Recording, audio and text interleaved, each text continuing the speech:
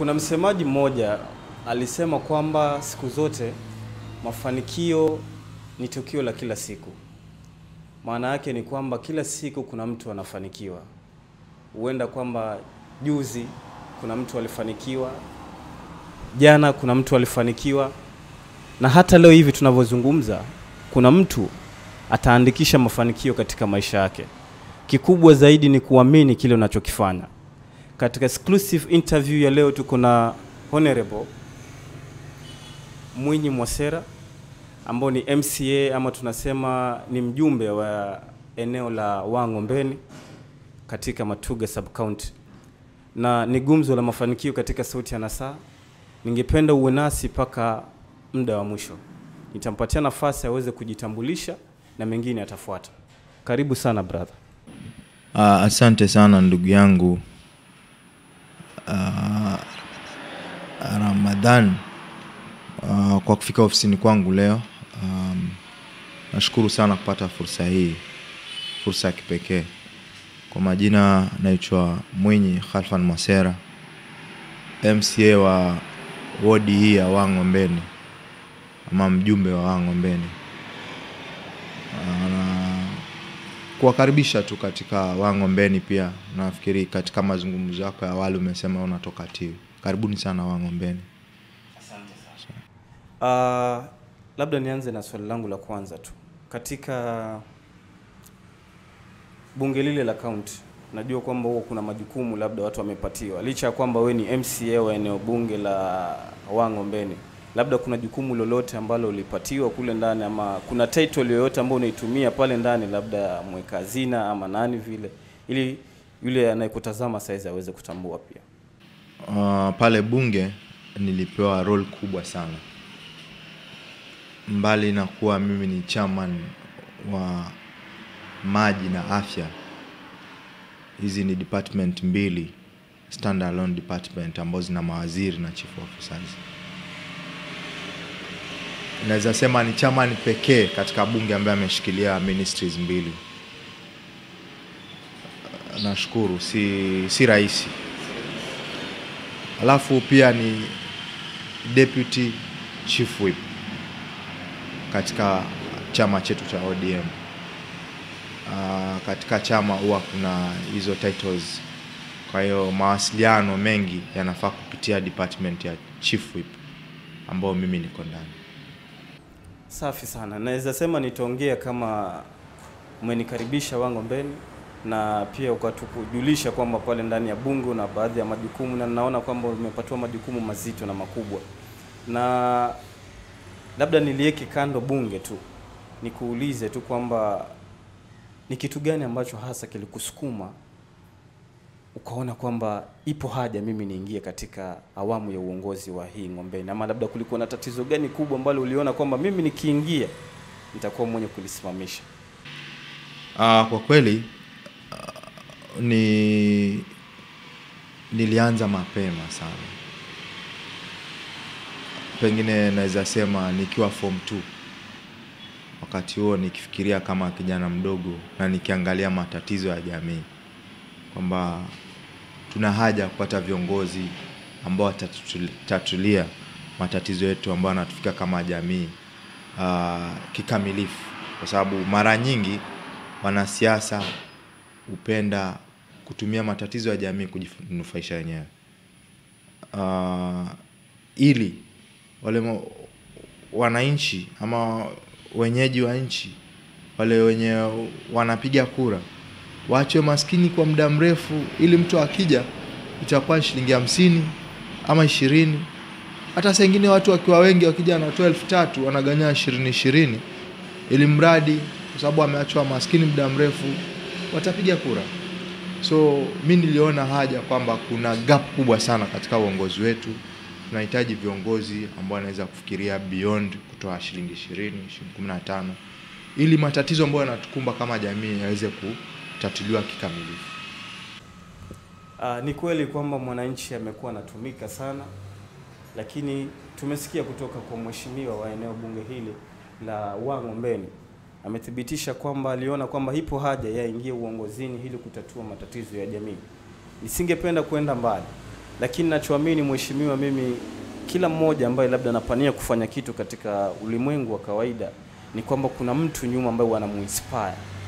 Labda katika uongozi wako ni nani ambaye kuinspire katika viongozi ambao wanapatikana labda katika mkanda huu wa Kenya ama East Africa ama ulimwengu mzima?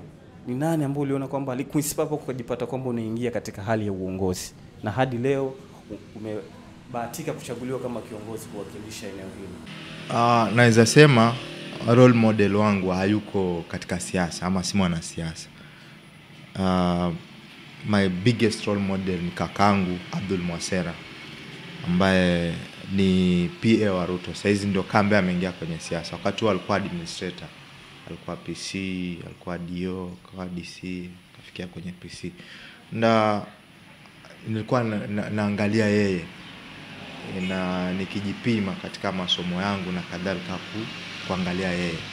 So nikajua pia mimi naweza kufikia kama yeye ama zaidi ya yeye. Ni kweli kwamba kila mtu lazima awe na mtu wa kumuinspire.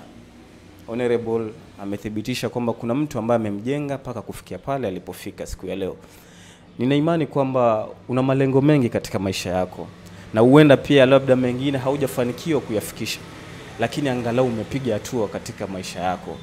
Ningependa tu mjulishe yule anayekuangalia, yule ambaye amekata tamaa pale nje, ni taratibu gani ambazo ulizifuata mpaka ukafika pale ulipofika, ama ni nguvu gani ambazo uliziwekeza katika malengo yako ya maisha hadi leo uko hapo ulipofika? Na weza sema kwamba kitu cha kwanza kabisa ni dua. Mungu mweke mbele kwanza. Na baada ya kuwa Mungu mweka mbele, uwe na ndoto. Mimi nimetangulia kusema kwamba nilipokuwa form 2 ndio nilifikiria. So that means nilikuwa na ndoto ya kwamba na uwezo wa kubadilisha jamii yangu kupitia uongozi. So nilipokuwa form 2 niliandika kwenye diary kwamba ikifika 2017 nitapigania ubunge wa eneo bunge la Matuga. Nashukuru kulikuja hii katiba mpya, ikaleta mageuzi katika serikali, tukapata county governments na tukapata posti ambayo kidogo inalingana na umri wangu. Sisemi siwezi kuwa mbunge, na uwezo wa kuwa mbunge, lakini niliona kwamba kwa sababu katiba imetuletea haya na niliandika kwamba nataka kuwa mbunge, wacha niwe mbunge huu mdogo wa gatuzi dogo la Kwale MCA, alafu hizo ndoto zingine zitafuata baadaye. Kwa hiyo hii ndoto ndio imenijenga mpaka nikafikia hapa nilipo. So nilipofika, nimemaliza university 2012. Hiyo miaka 4 yote nilikuwa mtaani kuzungumza na vijana. Mara nimeenda kucheza mpira na vijana, naongea nao kwamba nina imani 2017 ikitufikia salama kama tuko wazima, naomba nipe hii nafasi tuone tunaweza kusaidiana vipi kama vijana. So nilikuwa nikicheza mpira na mpaka sasa bado nacheza mpira na vijana. Na hii ilikuwa ni fursa mojawapo ya kujenga ile ndoto yangu. So Mungu kwanza, pili ndoto, alafu pia uifuate ile ndoto yako ili uhakikishe kwamba inatimia. Kwa kila siku naliweka wazi kwamba mafanikio bila mipangilio, ama naweza sema unaweza kuwa kuna malengo yako katika maisha, lakini usipoyafuatilia ama kuwekeza juhudi kwa lile, ni ngumu kufaulu. Kaka yetu aliweka juhudi katika ile ndoto ambayo alikuwa nayo katika maisha yake, na mwisho wa siku ameweza kuketia kile kiti kuwakilisha wananchi wa eneo la Wang'ombeni. Pale nje kuna mtu ambaye saizi amekata tamaa, hana nguvu, anahisi kwamba maisha yamemgonga kiasi cha kwamba haamini kwamba atafanikiwa katika maisha yake. Wewe kama mjumbe, wewe kama kijana, wewe kama kiongozi, unaweza mpatia nguvu gani ili aweze kuamini kila anachokiamini mwake kichwani kinaweza tokea katika maisha yake? Kwanza mimi naweza sema mimi ni mfano ulio hai. Hakuna mtu angeweza kuamini kwamba in one time Wang'ombeni inaweza kuongozwa na kijana. I'm barely 30. Na pia nikijipigia mfano mimi mwenyewe nikiwa mjumbe ambaye amechaguliwa kwa kura akiwa kijana, the last born katika bunge letu. Ni kwamba eka juhudi zako, kuwa na ndoto, mweke Mungu mbele. Wewe kijana, eka Mungu mbele. Na ukiona mwenzako amefanikiwa, jua ni dua yake ilikubaliwa. Na wewe pia usikate tamaa. Na Mungu amnyimi mja wake. Kuna wakati pia wewe mafanikio yako utayaona, na pengine atakuwa zaidi ya Mwasera. Lakini kitu kikubwa ni kuvumilia na kuomba Mungu na kutia juhudi katika zile fikra zako ambazo uko nazo. Usikate tamaa. Usikate tamaa, usivunjike moyo, zidi kuamini kile unachokiamini, na ipo siku Mwenyezi Mungu atakujalia. Na ukiona umefanikiwa, basi amini kwamba umeomba Mwenyezi Mungu, umemweka mbele na hadi pale alipokufikisha. Swali langu lingine mheshimiwa ni kwamba mimi ninavyojua unapokuwa kiongozi huwa kuna taratibu ambazo labda utaziweka ili kumjenga labda ama kumempower mama ama kijana. Ningependa tu nijulishe baadhi ya taratibu ambazo ofisi yako wewe kama kiongozi uliziweka ili kumempower huyu kijana, ili kumjenga katika zile ndoto zake ambazo anaziamini, ili aweze kufika kule anakokwenda.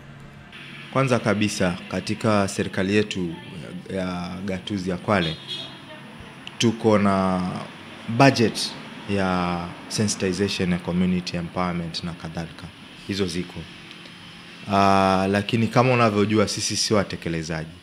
Watu tunatenga pesa zile ili ile upande mwingine wa serikali uweze kutekeleza. So pesa hizo pia tumetenga. Kwanza. Pili, mimi kama Mwasera sasa, kuna mipango mingi sana ambayo nimepanga katika jamii hii. Ya kwanza ikiwa ni kuanzisha katika vijana wetu wanaopeleka pikipiki, bodaboda sako. Bodaboda sako ni njia mojawapo ambayo itampatia huyu kijana fursa ya kusave pesa, na baada ya kusave pia anaweza kuchukua loan kufanya biashara yenye anataka. So si idea ndogo, ni idea kubwa sana. Inahitaji vijana wenyewe waanze kuikubali, na ina imani kubwa sana vijana wakishaikubali watapiga hatua kubwa sana kuliko vijana katika wodi zingine ambao wanapeleka hizo pikipiki. Sihitaji pesa nyingi kutoka kwao, wala sizichukui mimi. Wanajisevia wenyewe kila siku shilingi 20. Na baada ya kila mwaka tutakuwa tunafanya come together, harambee kubwa ya viongozi wote wa Kwale ambao tutawaalika, mashirika yote ya Kwale, banks na kadhalika, waje kuongeza ule mfuko wa vijana ili ufikie kiwango cha kwa tu invest katika industries zingine, pengine M-Pesa shops, katika ujenzi pengine, ili tuweze kupangisha watu na kadhalika. So ili shirika ambalo tunalifikiria liweze kumpatia nguvu ule kijana, akitaka mkopo kwa haraka anapata kwa haraka na analipa pole pole, pengine mkopo ambao pia hauna riba. Hiyo ya kwanza. Upande wa kina mama, kuna kitu ambacho nafikiria pia ambacho ni hao wenyewe kujiwekea katika hivi vikundi vyao ambao wana save pesa, alafu wanavunja, wanachukua zile pesa pengine wanazitumia katika matumizi mabaya. Nikisema matumizi mabaya, pende kununua nguo ili akifika harusini aonekane yeye ni mrembo na kadhalika. Lakini nafikiria tuwape mafunzo ya biashara ili wakipata pesa zao kama zile ambao wamesave kwa mwaka mzima, wamejima mambo mengi, waweze kuzinvest mahali ili zimletee pesa nyingi, ili katika kusave kwake aweze kusave zaidi ya zile alikuwa akisave pale nyuma. Pili, pia waweze kujiwekea kama 50-50 katika kila kikundi ndani ya Wang'ombeni Wood, ili waweze kujipatia pengine basi ambao wanaweza kutembelea, ambao wanaweza kukodi, ili nao katika women Wang'ombeni Women Association wawe na uwezo mkubwa zaidi ya vile ambavyo wako sasa hivi. Kitu kingine ambacho nimefikiria katika elimu pia, nilikuwa na mfumo ambao nataka kuanzisha unaitwa 1 Shilling Foundation, ambayo kila mwanafunzi katika primary school zetu atakuwa anaenda na shilingi kila siku. Na tunavyojua Wang'ombeni ni kubwa, kuna shule nyingi zaidi ya shule 40. Na tukichukua assumption kwamba kila shule iwe na wanafunzi kama 500 mara 40 kwa siku moja, shilingi hizo zinapatikana kwa siku moja. Je, kwa wiki moja? Je, kwa mwezi? Je, kwa tamu? Je, kwa mwaka? Umeona? So tutakuwa tunaokota hundi kubwa sana. So kwa mwaka ule ukifika mwisho, ukifika tamati pengine Disemba, tunaita viongozi kama vile wazo la kwanza. Tunawaita, tunakuja kuchangia ule mfuko wa Wang'ombeni. Hii pesa itatumika vipi? Kuinspire, kuwafanya wanafunzi waweze kufikiria zaidi, waweze kuperform zaidi. Specifically ni ya kufanya wanafunzi katika mitihani yetu ya mwisho waweze kufanya zaidi. Kwa hiyo mfuko tutakuwa tunaangalia kila shule wanafunzi bora tunawalipia fees zao za secondary. So inampatia motisha, it's a motivation kwa wanafunzi wa primary schools. Ndio pengine akishafika kwenye ile top 10 ambao tunawataka katika shule, tunawapeleka secondary, tunawalipia fees zote. So katika Wang'ombeni elimu pia iweze kupanda katika kiwango kikubwa na kuweza kuchangia pale nzima, pengine iweze kufikia kiwango cha kuwa na sisi tuwe tunatajika katika Kenya yetu. So sijamfungia mwananchi wa Tiwi, sijamfungia mwananchi wa Simba Golini, ili wazo tukishalianza wakiwa na interest za kuingia tutawakaribisha. Sisemi kitu, lakini nitasema kwamba ni mawazo mazuri na ni mawazo makubwa. Watu wa Wang'ombeni, muhimu ni kusupport mheshimiwa na kiongozi wenu ili haya mambo yaweze kutimia, na imani kwamba umesikia na amekuingia vizuri sana kichwani. Naam, labda nirudi kwako tena mheshimiwa. Nina imani kwamba sasa hizi labda katika uongozi wako una takriban miaka miwili ama miwili. Katika hii miaka miwili, katika zile pita zako, na imani kwamba kuna watu ambao labda uliwakubali, baadhi ya vijana ama labda kina mama ambao ukasema kwamba hawa wakishikwa mikono huenda wakawa watu wakubwa sana katika maisha ya usoni. So ningependa tu kwa ufahamu wako, labda kwa uchache nitajie watu watatu ambao unaamini kwamba kama ni vijana hao wakishikwa mikono basi wataleta wonders katika Kwale hii nzima ama Kenya yote kwa ujumla. Na swali gumu kidogo, ila kwa haraka katika initiatives zangu zile ambazo nafanya angalau kusaidia vijana, kwa sababu najua kwamba mimi ni kijana, najua yale nilipitia, najua zile changamoto ambazo ziko katika jamii. Sisi kama vijana ambao tunainukia, huenda tukaitwa baba ama tukaitwa baba, lakini sasa changamoto kubwa katika jamii yetu ni joblessness ama unemployment. So kwa haraka tu nikafikiria kitu naweza kufanyia vijana ni kuwafungulia makampuni ili waweze kujiendelesha kufanya biashara na serikali. Na kwa sasa hivi nasema kuna vijana 6 ambao niliwagawanya makundi mawili, vijana watatu ili nikawafungulia kampuni 2. So kwa haraka swali lako linaingiliana hapa kwamba hawa ni vijana ambao nimeona kwamba watakuwa kielelezo katika jamii, kwamba kweli niliingia hii miaka 5 na niliona nisaidie hawa kidogo 6, na pengine katika miaka yangu hii 5 nikipata fursa ya kuweza kusaidia wengine pia nitajizatiti niweze kuwasaidia ili kuwainua vijana, kwa sababu ni hali ya kusikitisha, ni hali ya kutamausha. Vijana wako maskani tu, na si kwamba wanapenda wawe pale, ni kwa sababu hawana jinsi. Sasa hiyo ndio njia moja ambayo nimeona kwamba naweza nikaempower vijana, naweza nikainua vijana wenzangu na kuwapatia nafasi ya kuweza kujiendeleza. Na mpango ya kwamba baada ya miaka 5 katika Wang'ombeni nipate kama millionaires kama 10. Hao 6 tayari na imani kubwa tayari wako katika harakati ya kuwa millionaire. So nitafungulia wengine kama 4 wawe 10, na nitakuwa katika ile ndoto yangu ambayo nilikuwa nafikiria kuhusiana na vijana, nitakuwa nimewapatia fursa ya kusonga mbele, hata pengine kupiga hatua zaidi yangu. Kwa sababu hakuna njia ya rahisi ya kuweza kunufaika isipokuwa biashara.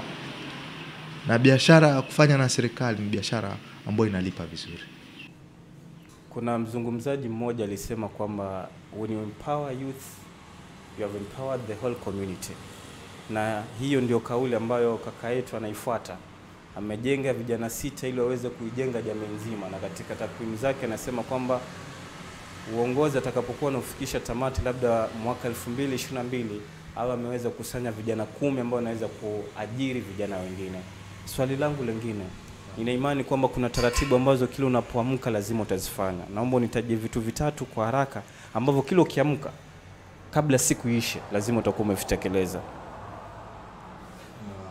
Vinaweza kuwa ni vya nyumbani, kwa ofisini, taratibu za kikazi, anything. Lakini haipiti hiyo siku lazima hivyo vitu vitatu umevifanya. Kabisa, nashukuru kwa swali lako. Katika hii dunia lazima ujipangie kwanza. Kama if you don't plan, wazungu wanasema if you don't plan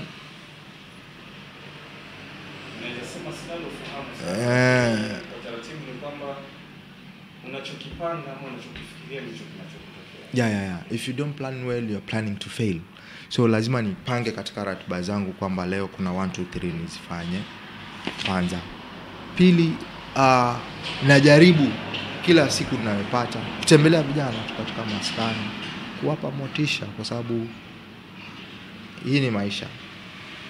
Na bila kuwapatia motisha kidogo, vijana ndio tumika vibaya pia. So lazima wapate mfano ulio hai kwamba mimi ni mwenzenu na nilitoka huku nikaenda huku. Kwa hiyo pia nyinyi mna uwezo wa kufikia pale mnapokuwa. Alafu program zingine ambao wanapanga pengine hizi sisi za kila siku, lakini kwenda katika mashule pia kuwapatia motisha vijana, kuwaongelesha wanafunzi na kadhalika. Pengine labda nimejibu swali lako kijuu chini, lakini ama pengine labda sikulielewa. Katika maelekezo kuna ile kwamba ukiamka lazima, kuna wengine wanasema mimi nikiamka lazima kwanza ni swali. Nikishamaliza kuswali labda niende mazoezi. Nikishamaliza mazoezi labda ninge kwa gari yangu niende zangu ofisini, lakini hakikisha nikitoka zangu kazini nipitie maskani kwanza niongee na vijana wawili watatu. Zile taratibu zako za maisha ni zile za kwamba sasa uongozi uweke kando. Wewe kama kijana, wewe kama mwasera sasa. Asante. Taratibu ya kwanza lazima ukiamka umshukuru Mungu na kuswali. Muhimu sana. Swala ya asubuhi ndio pengine inaweza kupatia hii siku yako ikuwe nzuri zaidi. So unaamka unaswali vizuri. Kishamaliza kuswali, nilikuwa na program. Sasa ibada ya Ramadhani ilivunjika. Kila wiki nilikuwa nakimbia mara 3. Pengine Jumatatu, Jumatano, Ijumaa. Morning run hizo. Paka beach ambapo ni 3 kilometers. So tazirudisha hizo program za kukimbia pia. So baada ya kuswali ni kukimbia kidogo, kufanya mwili uwe fit, afu kwenda kazini. Pengine jioni kurudi ndio maskani kidogo kusalimiana na vijana.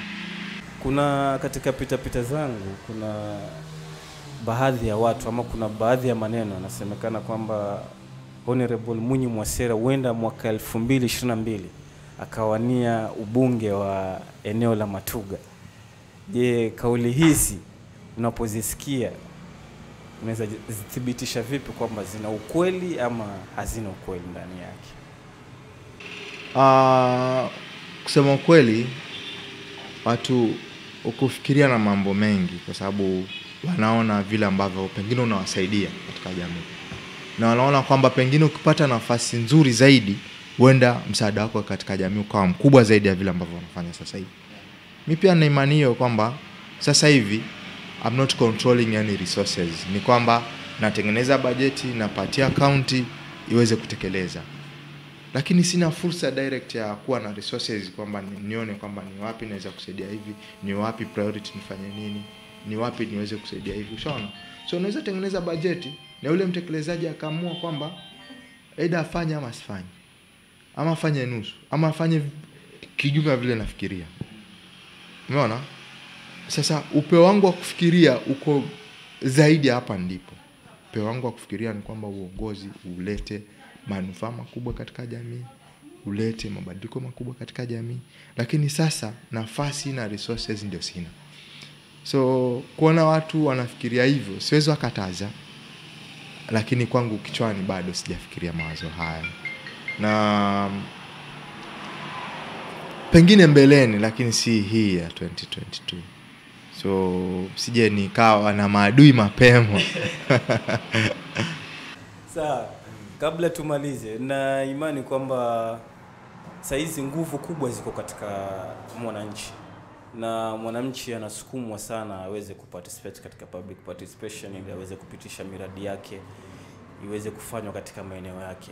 Wewe kama mjumbe, ningependa tu kwa dakika moja ama nusu dakika umuhimize yule ambaye anakutazama pale juu ya umuhimu wa public participation? Asante sana kwa swali zuri kabisa, na ningependa ili swali kama si leo na kama si sasa ni sasa hivi liweze kumfikia ule mwananchi ambaye uko kule mashinani. Kwa kweli public participation ni kiungo muhimu sana katika serikali zote mbili, za county government na national government. Hata yule mbunge ambaye anatoka national government hapaswi kufanya kitu katika eneo lake bila kumshirikisha mwananchi.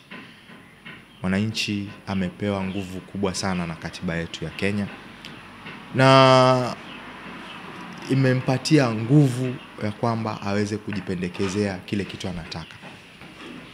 So ni ombi kubwa sana kwa wananchi wa Wang'ombeni, wananchi wa Kwale kwa ujumla, wa attend this public participation. They are the only drive to development. Wao ndio wanajua hapa sehemu ya Boa ni mahali gani kunahitajika barabara. Wao ndio wanajua kule Kayabombo kuna shida ya ECD. Wao ndio wanajua ile sehemu ya mbali ya Maweni Kadangani hakuna mradi wote wa maji. Mimi mheshimiwa nimepewa nguvu pia za kutembea, tuko pamoja, lakini siwezi kutembelea kila mahali na siwezi jua shida ya kila mahali. Although wanajipatia time to time natembea huko mitaani au huko kuna shida gani naambiwa na naweza kufactor katika budget. Lakini pia mwananchi amepewa hiyo fursa kwamba aje mwenyewe aseme kile kitu anataka na serikali iweze kutimiza. So nawaomba wananchi waichukulie maanani, waitilie umuhimu mkubwa sana public participation, kwa sababu ndio chanzo ama kielelezo ambacho kitakutubadilishia Kwale yetu. Nakumbuka nikiwa kama CMCA, bado sijaingia katika serikali, nilikuwa napenda sana attend public participation. Na ilikuwa vile ambavyo nafikiria katika upeo wa kufikiria, nilipeana mawazo fulani, ikiwemo ujenzi wa kiwanda cha matunda katika Kwale County. Tuko na matunda mengi sana, lakini huja akanunuliwa kwa shilingi 2,200, yakaenda Tanzania Azam, yakaenda Del Monte, tunaletoa juice pengine chungwa moja ama embe moja limetengeneza hiyo box nzima shilingi 60. Lakini sisi tumeuza shilingi 2. So nikaipeana hii fikra katika public participation, na nashukuru sana. Sasa hivi nisemavyo, mwaka huu wa 2019-2020 kiwanda kimetengewa pesa, kitajengwa eneo la Shimba Hills. Tuko pamoja. So fikra kama hizi ndio serikali inahitaji. Yule mwananchi ambaye uko kule aweze kufika, apeane mawazo, na ndipo sasa serikali iweze kutimiza, na ndipo sasa tutatue matatizo madogo madogo ya Kwale yetu. Watu ambao wako maofisini hawezi kujua pengine shida ambayo inapatikana katika kijiji chako ambao kiko ndani zaidi. Mimi Mwasera pengine naweza kujituma nikakimbia huko kote, lakini nafasi yangu ya kubadilisha miradi yote ambayo imeletwa katika proposal ni ngumu.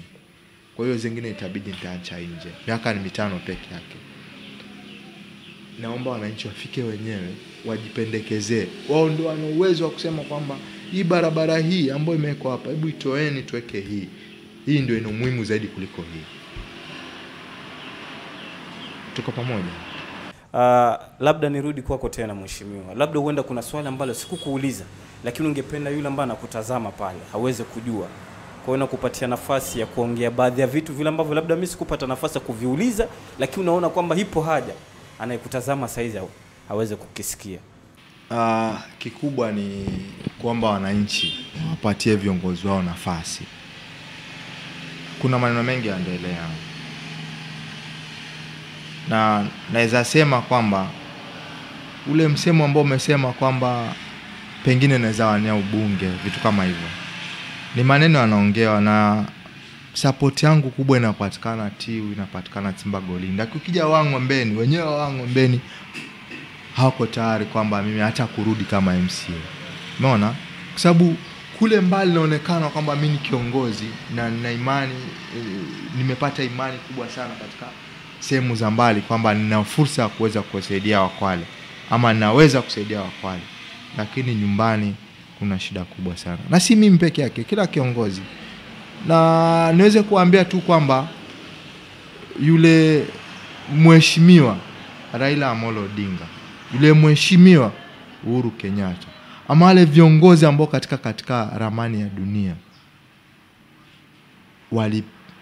walipewa nafasi na jamii yao na wakapewa support ya nguvu, ndio wakafikia pale walipofika. Lakini hii kuchagua leo kutoa mnaika mwingine atawahi kuheshimika kama wapwani hata siku moja. Na ndiposa kila siku watu tunatumika katika kujaliza kapu la mtu tu. Unaona? Tunatumika kujaza kapu la mtu. Pengine anataka kuwa rais, unasema cost twende tukaongea kidogo tutapata zile kura. Lakini tungekuwa na tunamuita kingpin wetu wa cost, ama viongozi wetu tunawakuza nafikia kiwango kile, pia sisi katika ugawaji wa rasilimali za Kenya tungekuwa na say. Lakini mara nyingi tunalalamika, mbona project makubwa yanaenda wapi, mbona project hizi zinaenda wapi? Kwa sababu serikali sisi wananchi hatujawapa viongozi nafasi wawe kielelezo katika jamii yetu, wawe wasemaji katika serikali yetu ya Kenya. So tuwape msukumo, tuwape support, na pengine wangetembea kule kwa wenzetu tu wakaona vile viongozi wana behave. Na imani wale viongozi wako kule wangekuwa hajarudi hata mmoja. Vile vitu ambavyo tunafanya katika jamii ni vikubwa kuliko wale vile ambao wanafanya. Naweza kutoa mfano mkubwa wa Senator Orengo. Ni senator, si ndio? Lakini aje hii 2017 alipigiwa kura pasi na kwenda kule. Ni Siaya. Hakwenda kabisa. Alienda tu akasema si mnajua mimi nasaidia baba kule Nairobi. Kwa hiyo jamani, ikifika wakati wa kura msinisahau. Basi siku moja tu. Na hiyo ikawa imetosha. Kwa sababu watu wameamini kwamba ana uwezo wa kusaidia ile jamii. Wamemuona kwa siku nyingi na wanaona kwamba kwenye serikali anapatiwa nafasi ya kuweza kujieleza, anapewa nafasi ya kuweza kutetea wananchi wake. Lakini leo mbunge ni huyu, kesho kutwa amerudi mwingine. Dada kila siku akienda ni mgeni. Kila siku akifika ni mgeni. Kwa ile atapewa fursa na nani? Unaona? So tujenge viongozi wetu, tuwapatie nafasi, tuwapatie support ili waweze kufikia level ya viongozi ambao wanapatikana katika sehemu zingine. Misende mbali sana limewekwa wazi kwamba tujenge viongozi wetu ili waweze kupata ile heshima kama viongozi wengine ambao wanapatikana katika mkanda mzima wa pwani na duniani vile vile. Sababu yule unayemjenga wewe ndio atakuja kusimamia ili uweze kuja kuyatatua matatizo yako. Swali langu la mwisho mheshimiwa, na kupatia dakika moja uweze kupeana na saa fupi tu. Imfikie mwanajamii, imfikie kijana, imfikie mama na mwingine yoyote, ili aweze kuamini ndoto zake za maisha zinaweza kufanikiwa na akaweza kufika mbali kule anapoamini. Naweza kusema tu kwa kifupi kwamba hakuna kikubwa katika chini ya mgongo wa mbingu na juu ya mgongo wa ardhi. Kazi ni kutia bidii, kuomba Mungu kama nilivyotangulia kusema, na baraka zako ziko njiani zinakuja tu. Usigive up na ujiamini, kwa sababu mimi nilijiamini. Watu wengi walikuwa wanashangaa, si kijana anasema anataka UMCA, huyu vipi huyu? Na nikaanza tu hatua dua, kila hatua dua tusema hivyo, na malengo yakatimia. So kijana, mama, patie fursa kijana wako, kitu ambacho anafikiria na ana imani nacho aweze kukifanya, na aombe Mungu, na insha Allah mbele ya Mungu amini mja wake. Hakuna dua inasaulika kwa Mungu. Bora tu ombe na yakini kwamba unaamini Mungu yuko na Mungu anaweza kukusaidia. Na utie bidii, kila kitu kitatimia inshallah. Kauli mbiu ni kwamba uwezi pendo na kila mtu na uwezi fanya kitu kikaridhisha kila mtu, lakini uamini kile unachokiamini ili kiweze kufikisha kule unakokwenda. Mwenyezi Mungu ndo anakupatiwa nafasi kubwa katika masuala yote ya mafanikio, na imani kwamba utakapompitisha Mwenyezi Mungu mbele, basi kwa uwezo wake utaweza kufanikiwa katika ndoto zako zote za maisha. Ilikuwa ni sauti ya nasaa, gumzo la mafanikio. Nilikuwa na Honorable Mwinyi Mwasera. Kikubwa ambacho nakukumbusha wewe mtazamaji ni kwamba tunakupatia shavu kwa sababu tunatusupport kila siku.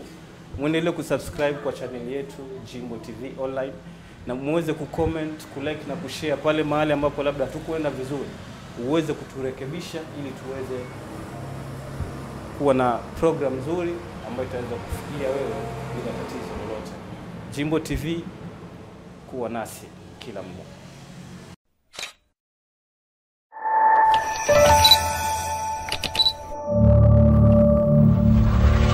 Jimbo TV.